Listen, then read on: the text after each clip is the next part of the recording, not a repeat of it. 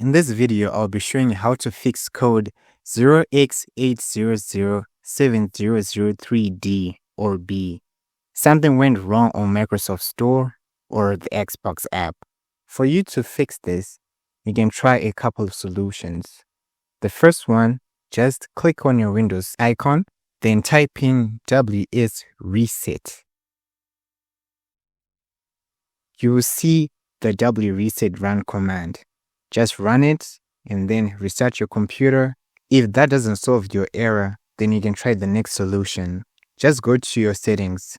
Just go on the Windows key, right click, then click on settings.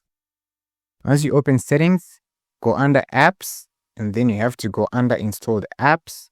Scroll down, then you find system components. Click on that. There you'll find Microsoft Store. So we want to go to more options. Click on the three dots and then advanced options. After you do that, scroll down. Then you see reset. You see repair and reset. Try repairing. It'll take a while, but once it does that, try to see if they solve your error. If not, then you have to try the second option to reset it. Once you reset it, restart your computer. If this doesn't work, you can always try the other solution. Just go on your Windows icon, then type in CMD, then run as administrator.